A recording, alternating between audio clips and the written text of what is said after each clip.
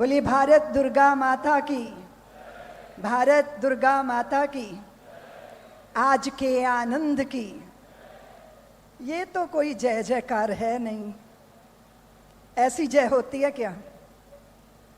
पराजित मनोवृत्तियों से जय नहीं हो पाती। जय के लिए उमंग चाहिए, उत्साह चाहिए, जोश चाहिए, सम्मिलित स्वर चाहिए, हृदय में उत्साह चाहिए, सत्संकल्प चाहिए, और सबसे बड़ी बात है अपने भीतर की सामर्थ्य का बोध चाहिए। इसलिए जरा ढंग से जय जयकार कीजिए। बोलिए भारत माता की, भारत माता की, भारत माता की, अखंड भारत की, आज के आनंद की। इसका अर्थ है कि शक्ति तो सब में है, पर याद दिलाना पड़ता है। अपनी सामर्थ्य को याद करो, अपने कर्तव्य का स्मरण करो, और अपने भीतर की ऊर्जा का जागरण करो। भारत दुर्गा मंदिर का शिलान्यास उत्सव, और उसमें पूज्य महाराज श्री जूना पीठाधीश्वर यहाँ विराजमान हैं। संत परंपरा यति सती ततिक्षु त्यागी मुमुक्षुओं का वे नेतृत्व करते हैं। उनकी उपस्थिति से कुंभ सजते हैं, जहाँ वैभव और भव्यता दोनों का दर्शन होता है। मैं उनके पावन चरणों में प्रणाम करती हूँ। राष्ट्रीय स्वयंसेवक संघ के उस पाठशाला का पाठ पढ़कर जहाँ ये भाव प्रबल हो जाता है कि मन समर्पित, तन समर्पित और यह जीवन समर्पित, चाहते हैं देश की धरती तुझे कुछ और भी दूं, जीवन भर का सुवर्ण देकर भी करता मन दे दूं कुछ और अभी। तन अंगीकार करो, मन स्वीकार करो, लोभ मोह छोह लेकर प्राण निर्विकार करो। प्रतिपल प्रतियाम दूं, सवेरे दूं, शाम दूं, जप तप पूजा प्रशमन देकर भी करता मन दे दूं कुछ और अभी। ऐसा समर्पण का भाव जिस स्थल पर हृदय में स्थापित होता है और व्यक्ति व्यक्ति ना रहकर समष्टि हो जाता है, यज्ञ बन जाता है, यज्ञ का फल बन जाता है। मां भारती का आराधक बनकर अपने सगों को भूलकर सारे भारत को सगा मान लेता है। ऐसे संघ के प्रमुख हमारे आदरणीय मोहन जी भागवत जी की उपस्थिति को भी मैं बहुत आदर से वंदन करती हूँ। अभी जिन्होंने शक्ति का स्मरण करवाया, जिन्होंने अयोध्या के मंदिर के निर्माण में अपनी महती भूमिका निभाई, पूज्य स्वामी गोविंद देव गिरी जी महाराज के चरणों में भी मैं प्रणाम करती हूँ। चिन्मय मिशन वो परंपरा है जिसने पूरे विश्व को भगवत गीता के चरणों में लाकर बैठा दिया, युवाओं को दृष्टि दे दी, दिशा दे दी। तरुण जहां भारत को समझने के लिए, अध्यात्म को समझने के लिए आते हैं, ऐसे चिन्मय मिशन के हमारे पूज्य स्वामी मित्रानंद जी, उनको भी मैं यहाँ वंदन करती हूँ। हम सरसराती हुई सड़कों पर सर सर सर सर करती गाड़ियाँ, 21 घंटों की यात्रा पर 8 घंटों में जब संपन्न होती है, तो बार बार हमारे आदरणीय नितिन गडकरी जी को हृदय साधुवाद देता है, रोम रोम उनके प्रति कृतज्ञता व्यक्त करता है। मैं उनकी उपस्थिति को भी वंदन करती हूँ। यहाँ महाराष्ट्र के तेजस्वी वो तरुण बंधु जो हमारे देवेंद्र फडणवीस जी यहाँ विराजमान हैं, ये वो सागर का जलजला है जो पहले से घोषणा कर देते हैं कि लौट रहा हूं, पर मैंने किनारों पे घर मत बना लेना, लौट कर आऊंगा और तेजी से लौट कर आऊंगा। उनके इस विश्वास को मैं वंदन करती हूँ। मुझे वंदन करना है मेरे बहुत पुराने साथी, श्री राम जन्मभूमि के आंदोलन में मेरे सारथी रहे, मेरे आदरणीय भैया शैलेश जोगलकर जी, उनको मैं वंदन करना चाहती हूँ। ये वो स्वयं सेवक हैं जो बड़ों की आज्ञा की प्रतीक्षा करता है और फिर उसके बाद कोई विचार नहीं करता।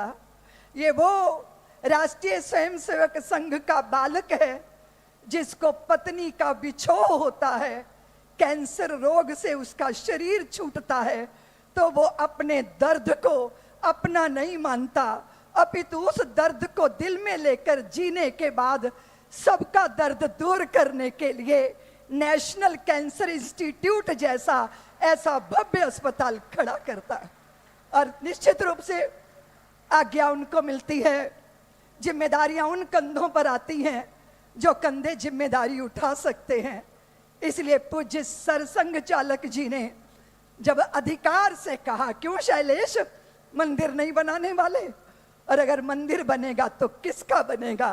भगवती मां भारती ने स्वयं आके पूज्य सरसंघ चालक जी के हृदय को झंकृत किया और बताया, मेरा असली स्वरूप ये है और ये नागपुर की उस धरा पर विराजमान होना चाहिए जहां राष्ट्रीय स्वयंसेवक संघ की गंगा का गौमुख है, जहां डॉक्टर हेडगेवार ने अपने तपस्या से जिस धरा को धन्य किया, संकल्प लिया, सपने संजोए। और मैं इस भव्य प्रतिमा के चित्रकार बंधु को भी वंदन करना चाहती हूं, जिन्होंने कल्पना को साकार कैसे करना है उसे पेपर पर, कागज पर उतार दिया है। यहाँ पर हमारे सुनील मनोहर जी, अजय संचेती जी, आनंद औरंगाबादकर, उन सबको मैं बहुत बहुत प्रणाम करती हूँ। अद्भुत है हमारी भारत माता, अद्भुत है, इसका अतीत, आगत और अनागत अद्भुत है। इसकी लय एक है, इसकी ताल एक है, इसका प्रत्येक पल मंगल है और इसका हर क्षण धन्य करने वाला है। यहाँ क्षण भंगुर कुछ भी नहीं, सब शाश्वत है, सब सत्य है। यहाँ मरण धर्मा कुछ नहीं, सब अजन्मा है और शाश्वत है और अविनाशी है। दिनों, महीनों, सप्ताहों और वर्षों में विभाजित सभ्यता का नाम भारत नहीं है, अपितु निरंतर सांस्कृतिक प्रवाह का नाम भारत है। इस निरंतरता को भारत कहते हैं। ये भारत साधना स्थली है साधकों की, ये शिल्पों की भूमि, शिल्पकारियों की भूमि, ये कवियों की भूमि, ये यतियों की भूमि। ये अपने सम्मान पर अगर आ जाती है तो अग्नि स्नान करने वाली सतियों की भूमि है। ये भारत भूमि धन्य है, ये भारत भूमि धन्य है। प्रकृति का प्राण स्पंदन है भारत, जड़ को चेतन कर देने वाली सामर्थ्य है भारत। पत्थर की प्रतिमाओं में प्राण की प्रतिष्ठा कर देने वाली विधा है भारत। और भारत ही वो दृष्टि है जो किसी कुत्ते में भी नारायण देखने की सामर्थ्य दे देती है। नामदेव ने बनाई रोटी, कुत्ते ने उठाई, पीछे घी का कटोरा लिए जा रहे, प्रभु रूखी तो ना खाओ, थोड़ा घी भी लेते जाओ। कैसी शक्ल बनाई तूने स्वान की, मुझे ओढ़नी उड़ा दी इंसान की। ये दृष्टि भारत भूमि देती है।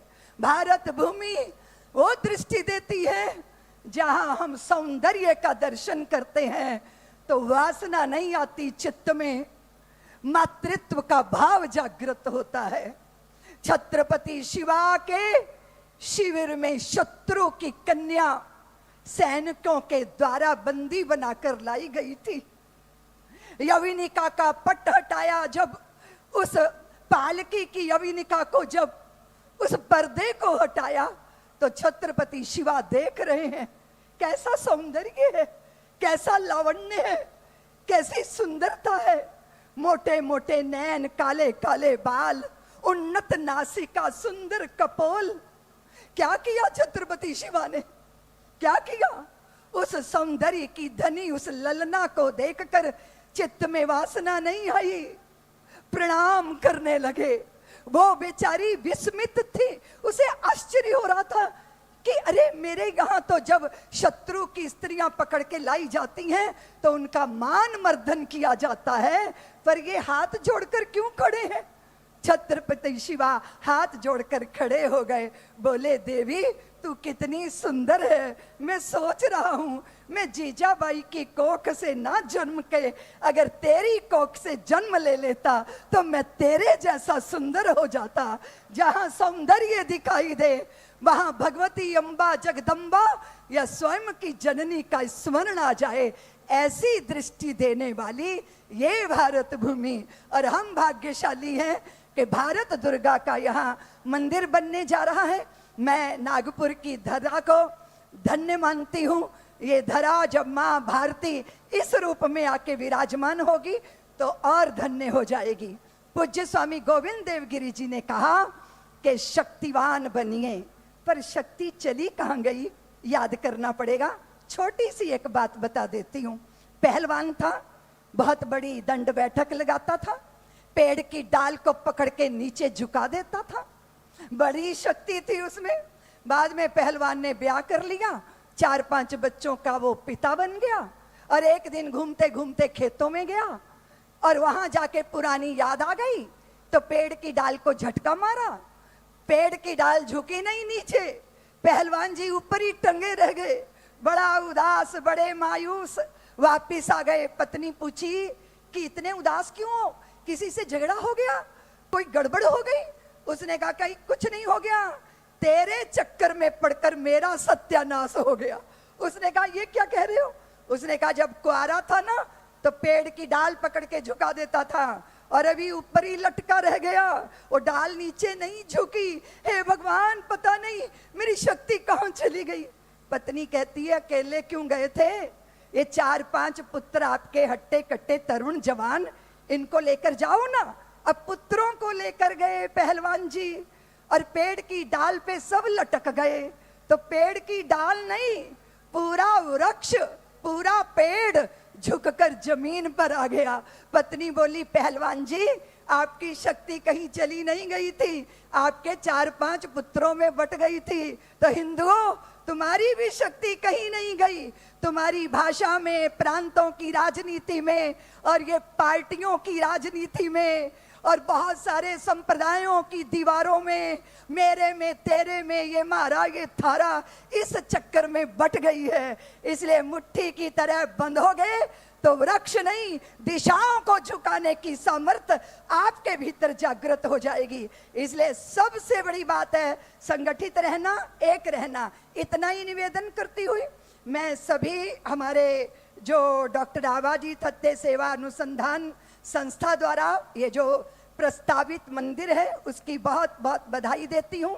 निवेदन करती हुई हम शिव के सुत कार्तिकेय हैं, क्रीड़ांगन कैलाश है, देवों का सेनापति बनना ये अपना इतिहास है।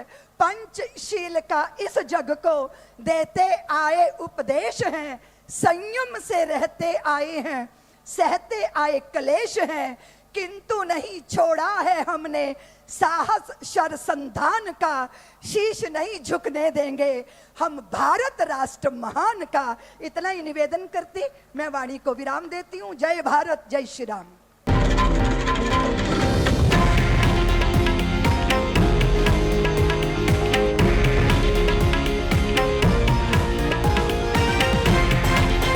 हे आहे देशातील नंबर 1 न्यूज नेटवर्क आणि आपण पाहत आहात TV9 मराठी, एकमेव।